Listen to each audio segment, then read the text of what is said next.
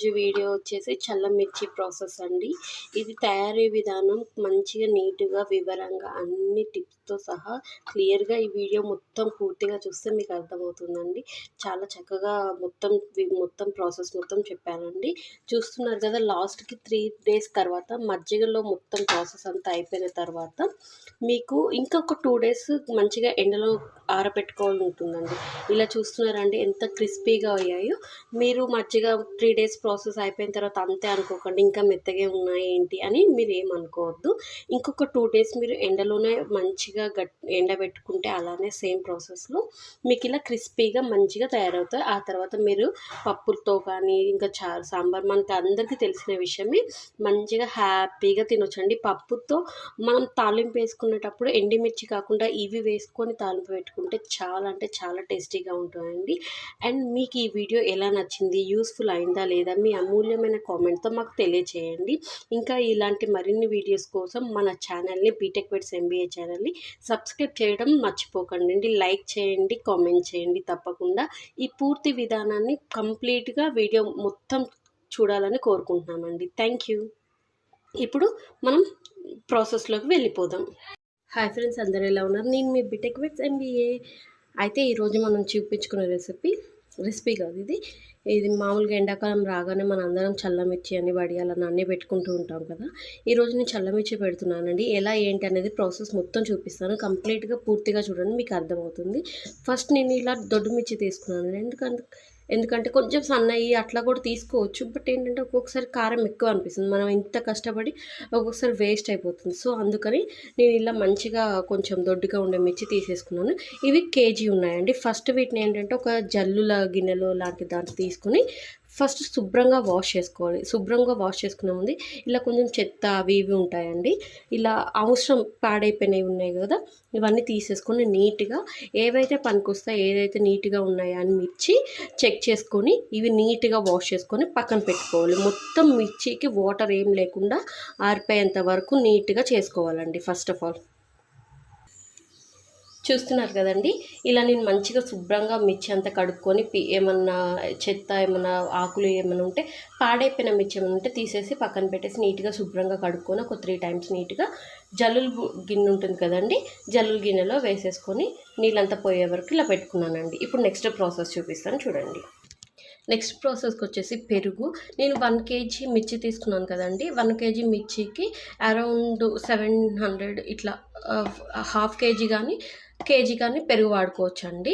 పుల్లటి పెరుగు అయితే చాలా మంచిది. అండ్ ఇది రాళ్ళ ఉప్పు అంటారు కదా, రాళ్ళ ఉప్పు నార్మల్ సాల్ట్ అయినా ఓకే, బట్ రాళ్ళ ఉప్పు అయితే మంచిగా ఇది అవుతుంది. అండ్ ఇక్కడ వాటర్ మజ్జిగ చేసుకోవడానికి ఒక ప్లాస్టిక్ డబ్బా అండి. మీరు గుర్తుపెట్టుకోవాల్సింది ఏంటంటే స్టీల్ దాంట్లో కానీ అల్యూమినియం దాంట్లో కానీ చేయకూడదండి, పాడైపోతుంది. ఇది మనం 3 days ప్రాసెస్ పడుతుంది చల్లమిర్చి చేసుకోవడానికి.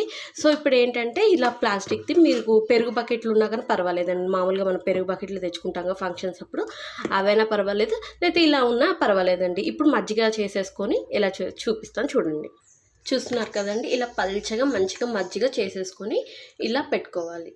ఓకేనా అండి.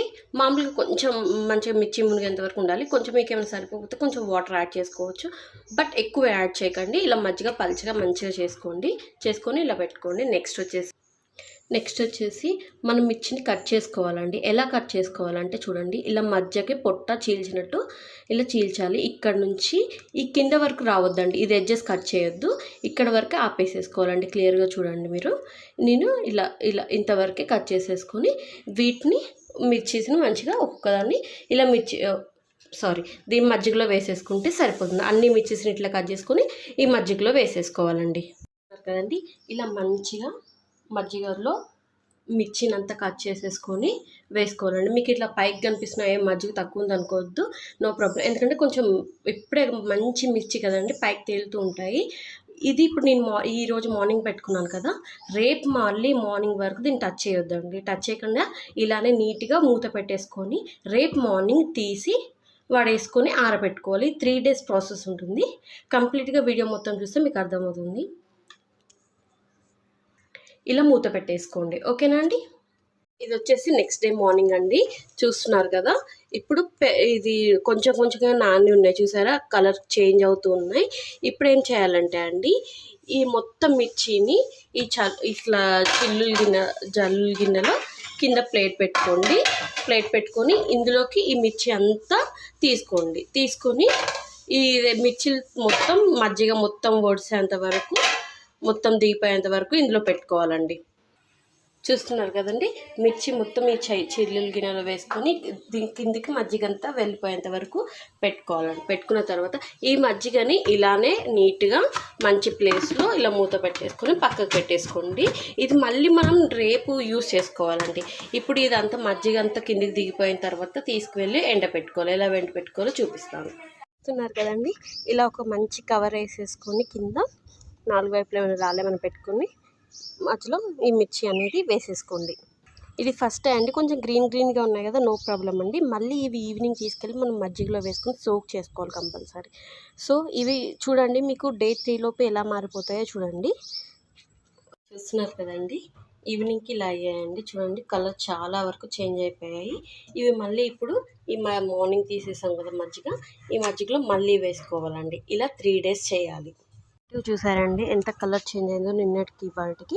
ఇలా సెకండ్ డే పెట్టుకున్నామండి. సేమ్ ఇలానే మళ్ళీ తీసుకెళ్ళి మజ్జిగలో వేసి రేపు కూడా చేసుకుంటే కంప్లీట్ అయిపోతుంది.